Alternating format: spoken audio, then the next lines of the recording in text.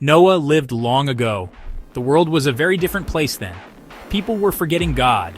They were choosing wrong actions. Their hearts turned away from goodness. Wickedness spread like a disease. Noah, however, was a righteous man. He loved God and followed his ways. In a world consumed by darkness, Noah shone as a beacon of hope. He remained faithful amidst the chaos. The Lord saw Noah's pure heart. God spoke to Noah, a righteous man in a world filled with corruption and violence. Noah was chosen because of his unwavering faith and obedience to God. He told Noah about his plan to cleanse the earth of its wickedness and start anew. This plan was both a warning and a promise. God was deeply saddened by the rampant wickedness and moral decay of humanity. The world had strayed far from his teachings. In his sorrow, he decided to send a great flood to cleanse the earth of its corruption and give it a fresh start.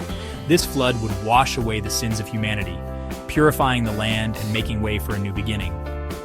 God chose Noah to build an ark, a massive vessel that would serve as a safe haven during the flood.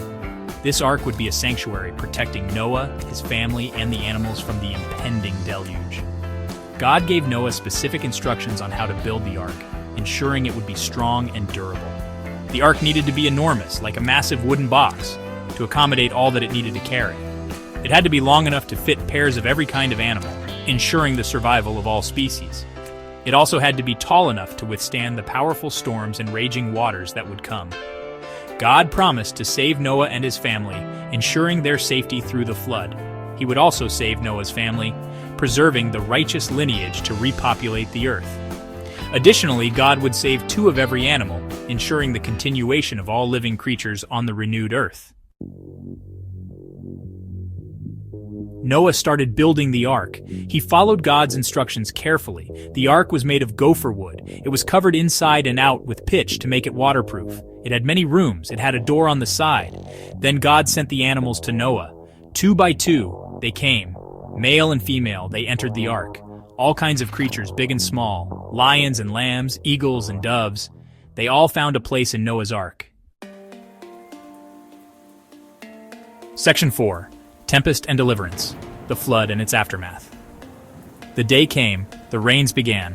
Dark clouds gathered and the sky turned ominous. Thunder roared and lightning split the heavens. The storm was unlike any other. It rained for 40 days and 40 nights. The water rose higher, rivers overflowed, and valleys turned into lakes. The relentless downpour showed no mercy.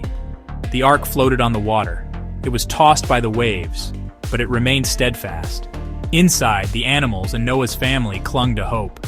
The flood covered the whole earth. Mountains disappeared beneath the waves, and the landscape was unrecognizable. It was a world transformed by water. Everything outside the ark perished. Cities, forests, and creatures were all swept away. The power of the flood was absolute. Inside the ark, Noah and his family waited. They listened to the storm's fury and wondered when it would end. Their faith was their anchor. They prayed and trusted God. Their prayers were filled with hope and gratitude, believing that deliverance would come. After many months, the rain stopped. The clouds parted, revealing a clear sky. The storm had finally passed. The water began to recede. Slowly, the peaks of mountains emerged, and the vast expanse of water diminished. Slowly, the ark rested on Mount Ararat. It was a moment of relief and anticipation. They had survived the deluge.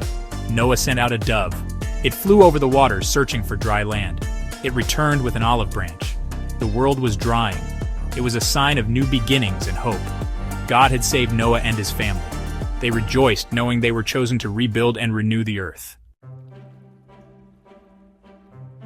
Section 5. A timeless testament enduring lessons from the ark. Noah's ark is a story of faith and obedience. Noah listened to God. He was chosen because of his righteousness in a world filled with corruption and violence. Despite the ridicule and disbelief of those around him, Noah remained steadfast in his faith. He trusted God even when it seemed impossible. He built the ark. The task was monumental, requiring immense effort and unwavering dedication. Yet Noah's trust in God's plan never wavered, and he continued to work diligently. He saved his family and the animals. God kept his promise. The animals came in pairs, guided by divine intervention, and Noah's family boarded the ark, trusting in God's protection.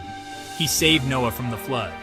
The waters rose, covering the earth, but the ark floated safely, a testament to God's promise and Noah's faith.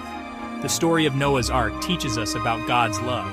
It shows us that even in times of great trial and tribulation, God's love and protection are ever present. It teaches us about the importance of obedience.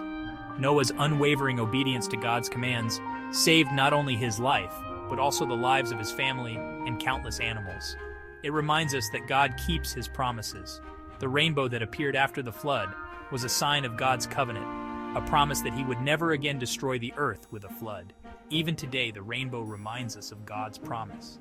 It is a symbol of hope and a reminder of God's enduring love and faithfulness. He will never again destroy the earth with a flood.